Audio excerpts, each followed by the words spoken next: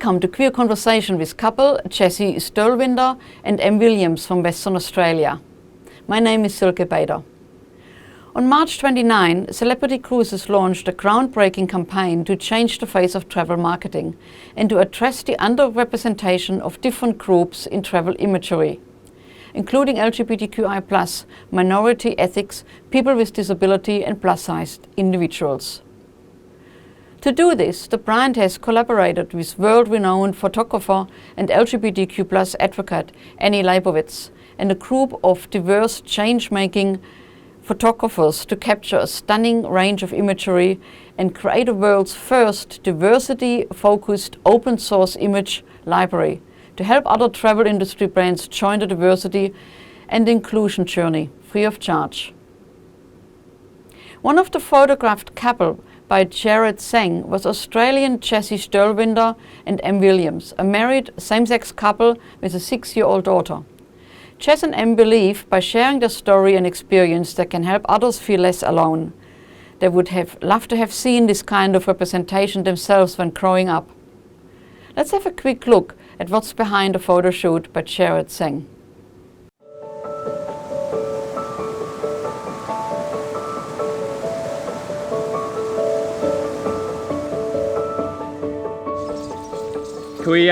Is it possible to get Winter's horses slightly closer? My name is Jared Singh. I've been all over the world for my photography. I tour with rock stars across the globe. I've photographed with the Maasai tribes in Tanzania. I've seen the icebergs of Antarctica. At the core of it is just a curiosity about new places, new people, and just a passion for travel. Big smile on this one, Jamin. When Celebrity Cruises invited me to be a part of this campaign, I thought it was an incredible project and a perfect fit.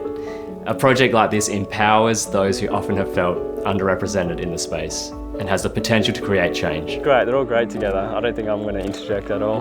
Just let them go. It was an inspiring group to be around for a few days. They're a bunch of incredible people with rich life stories and a love for travel. How have you found this shoot so far? Oh, it's been amazing. What tied us together, myself included, was that feeling of feeling underrepresented in the media that we see. Throughout the shoot, we all talked about having big dreams when we were younger, but maybe not knowing it was possible for us. When I was a little fella, there wasn't much representation that I could look up to, that I could be inspired by, especially here in Australia. That idea of visibility, because that's at the core of the project. And all we need is opportunity and an invitation to come in and actually do these things like this. Is that something that you feel is important? That hits my heart. The aim of advertising is to present a world for people to aspire to and say, this could be you driving this new car, going on a holiday, going on a luxury cruise. But if in those worlds you never see a person that looks like you, with darker coloured skin, or using a wheelchair, or holding hands with somebody of the same sex, then how can you feel like that space includes you? How often would you see a wheelchair user in travel advertising? Oh, in travel advertising, I don't think I've ever seen it. And that's why a shoot like this is needed, and that's why I'm proud to be a part of this campaign with Celebrity Cruises.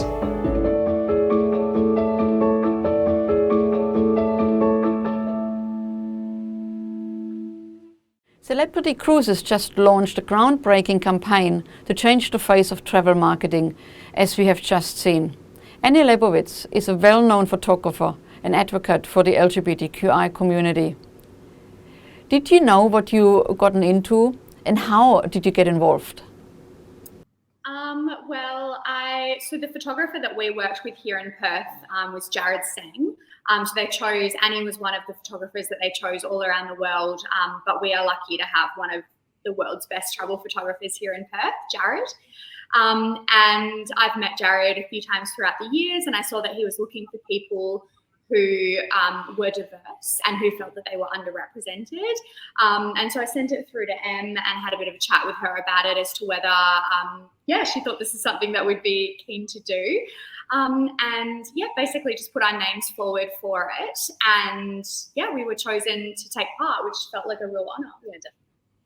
This project doesn't just focus on LGBT, it focuses on diverse images. On our shoot, so it was ourselves, and then we worked with two Aboriginal people, and we had a South Sudanese woman as well who also had a disability. And so we sort of like had a range of people in our shoot, and it was really great to have our perspective and our experiences, and also have the forum and the time to sit down with them and hear their experiences and listen to their sort of struggles that they've had, which, you know, is different to ours, but in a way similar as well, with that lack of representation. So it was a really good experience. Yeah, so representing and myself as well, the non-binary community, and then we were the only queer couple on the shoot. Mm-hmm. And on the shoot, our daughter, Winter, she also joined us on the shoot, which was really nice to not only show a lesbian couple and someone who's non-binary, but also like a representation of a queer family, and that was really important to us to show as well. And we see you chose riding horses. Is this a regular family activity? We've always wanted to do it, and again, it was another sort of great experience that was offered to us. And Winter was so excited at the prospect of all of us having, you know, our own horse and going horse riding. So we jumped at the chance to do that. We really enjoyed it. It was a really good experience. But it was a first. It was definitely a first. What Celebrity Cruises are now doing is different. They're creating a stock library that people can use, and that is where this is so valuable, because people will use it. As well, it's also going to break down the barriers for other brands to say, okay, it's not actually that hard. Yeah. And to give them different ideas and hopefully give that push to have that inclusivity for themselves. Yeah. So having that open source library, I think, was just such a brilliant idea. Totally, because the one kind of gap here that still isn't quite addressed is perhaps there's the want of a brand to have these sorts of people in their campaigns, but there's almost a bit of a missing link there, where in the past they would have traditionally gone to a modelling agency, but it's actually also finding people who are diverse and who want to take part. And that's definitely like room for growth in that. Like maybe there almost needs to be agencies that are dedicated to having diverse clients, like having diverse sort of people on their books, so that companies can go to them a bit more easily. Because I do understand that there are barriers to entry with these companies and brands trying to find people who fit this sort of diversity criteria. So that is room for growth, and it would be interesting to see where that goes in the future. I agree. Well done for taking part on that. I'm sure it was a lot of fun, sipping the wine and riding horses. It was hard work, wasn't it? It was hard work. The only other thing that I would really like to emphasize is just that we hope that more brands follow suit, like more brands see what Celebrity Cruises have done with this project and feel inspired to weave more diversity into their marketing. So when doing casting for shoots and advertisements and things like that, look outside the box, look at the community, see the people who you're sort of seeing every day, and try to get more of those people in, whether it's people of different ethnicities, people of different body types. That's really, really important as well. Because honestly, like, I'm just sick of seeing the same sorts of people represented in advertising, because it just makes you feel down on yourself. It makes you feel like you don't fit in. Whereas like for me now, when I see brands who are really embracing inclusion and diversity, that is absolutely where my money will go now, just because I can see that they're making this effort that really should be a given in this day and age. So you both are or were keen travelers before COVID hit. That's I'm correct. sure you're itching to go back traveling. Can you recall perhaps there were destinations that influenced your decision not to go there or not to engage because you didn't see any positive images of same-sex couples? It's interesting because just in marketing in general, not even just travel marketing, you don't see that representation. You don't see queer people. And I think, speaking globally for us, the moment we see that a company or a brand or an experience is queer friendly, it makes us jump at the opportunity to not only support that company or brand or place, but also know that we'll be safe there. And I think it's safety for people who are queer is a really important concern, and especially as far as travel goes. So we haven't had the opportunity to travel together, but it's definitely something that we think about, obviously because of the pandemic, but it's something that we think about moving forward, is that we have to be careful. Being a visibly queer couple, we have to consider like where we're going to travel to know that we're going to be safe. So Celebrity Cruises doing something like this, I mean, immediately if we saw this kind of branding ourselves not being in it, we would be like, okay, yes, like this, we will be safe here, we will be seen here, we can be visible. And that's really, really crucial, because there's definitely places that I think of that I would love to go in the world that I know that realistically I'm never going to get the chance to go while being in a visible queer relationship. And that's hard. Yeah. No, like I agree. There's, I've done what we both have. We've done quite a lot of travel separately before we got together, and places all over the world. And I was a very avid traveller, and certainly when I would sit down, I'd be like, okay, what are my trips for the year? There's countries and places I would absolutely love to go, but I guess it's balancing whether you're willing to sacrifice your visibility or sacrificing how you represent. And for me, and I guess the way that I look and I navigate through the world, that's not really something that I'm willing to compromise on. So it's letting go of the places that you might want to travel to that aren't safe or as safe for queer people, which is a shame. But sort of these projects just gives that little bit of a safety net, I guess. And that, like Jessie said, it makes you think, oh, yep, that's a safe place to be, and that's somewhere that I want to. Talking about you two, you haven't traveled together? We do a lot of local traveling. We're actually off on a trip today, but we haven't been able to go overseas, which for both of us was we would both do like at least 2 overseas trips a year. We've definitely made the most of the travel that we can do at the moment, but we've got some exciting things planned now that we're able to go more places. So what's on your bucket list then? Well, your sister at the moment is living over in Iceland, so that's probably our number one destination. Mm-hmm. I've been before and absolutely loved it, so would love to go again. So I think that's number one. Yeah, and we'd love to do like the Amalfi Coast and like Positano. I'd really like to go to Mexico, but that is a country where I have to think about how I can be safe there, and that's a big consideration about going there for me. Of course, we would love to go on a cruise. And that's the thing, is like the visibility and the marketing is one thing, and that is absolutely amazing, like on a broader level for I guess everyday people to be able to see this representation and see that all of these things are normal. But then on that secondary level for us, like as a consumer, and sort of speaking like maybe a bit generally for other queer people, is being able to feel that we can be safe in that space just absolutely means the world. And that's for us where we would want to put our money. You're trying for a baby, and you are thinking of documenting it to increase visibility of same-sex families in WA. Tell me a little bit about that. How are you documenting it? We've already started the process, and we've started making videos and just taking little photos and things like that. Em's posted a couple of things already, just talking about like how she wants to go into motherhood. And the idea behind all of that is it's very, especially like trying for a baby, it's a very raw experience, and we don't know how it's going to go. We don't know how long it's going to take, but I think that there's a real power to being vulnerable and sharing that story, because it's something that even just the people in our lives, like, how do you do that? How is that going to work for you? And people have so many questions, and we're very much of the mindset that the more that we can help people answer these questions, the more we're going to normalize these things. The more we normalize these things, the more resources are going to be available for other queer people to be able to have families themselves.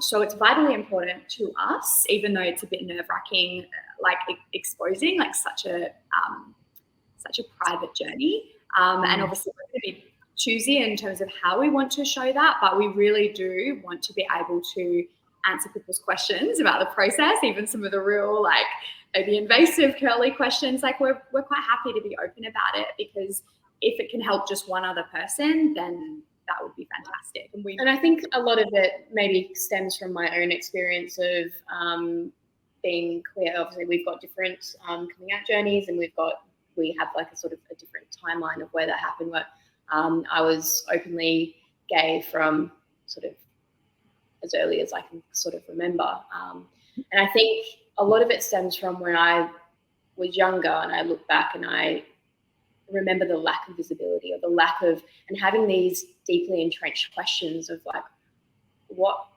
is family going to look like for me? And I've always wanted to be a mother.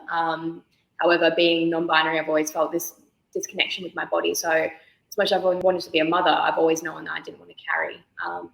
And sort of navigating that journey and not necessarily having the resources or the answers or someone I could turn to have that conversation with, it felt quite isolating at times. So I think now that we're in a position that we are, and although that we've got, we do have queer parents that have children, and we've got a strong support network, is thinking outside of ourselves and thinking for other people, people that might not have the sort of connections that we do.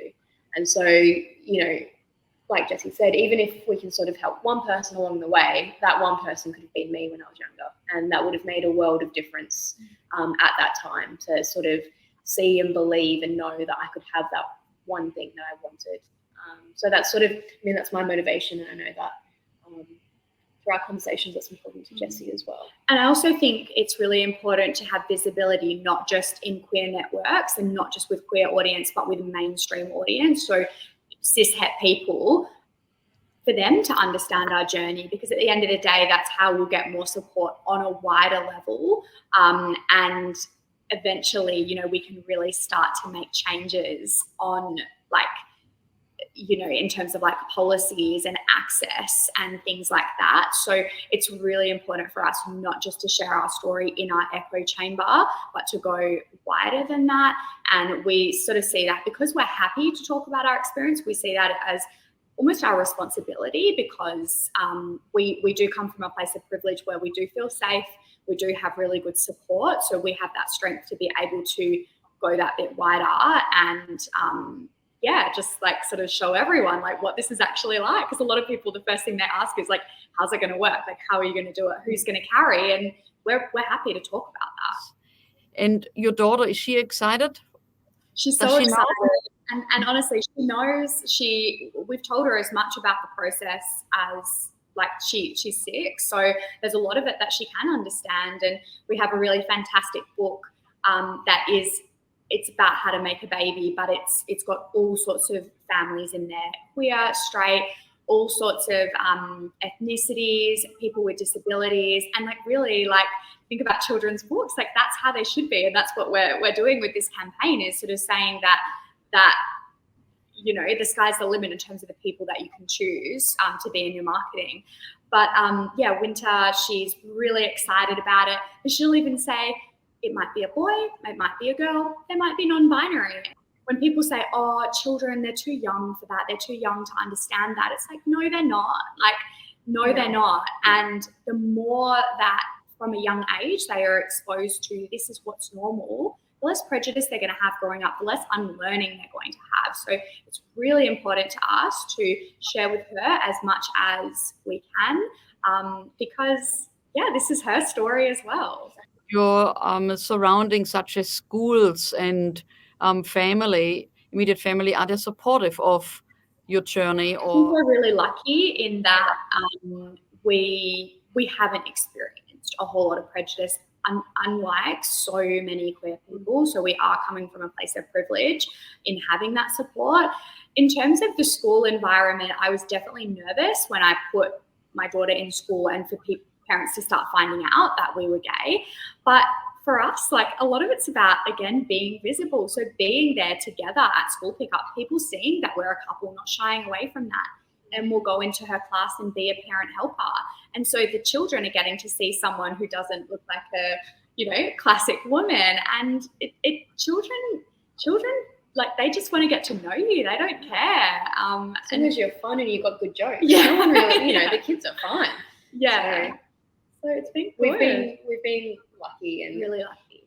I think it's sort of also being a bit, non-apologetic as well. Just this is who I am. And you know, having that time of being out and being visible, it's sort of, you know, this is who we are, accept it. And it's sort of, I think approaching it in that way often takes anything that someone might say or any sort of negative attitude sort of takes that heat or takes that weight from it, because they don't sort of have the space or the time to react in that way. When people see you being confident and so unapologetically yourself, like they almost just have to accept you, because it's like, we're here, like, you know, we're happy to be here. So yeah, no, and you know what?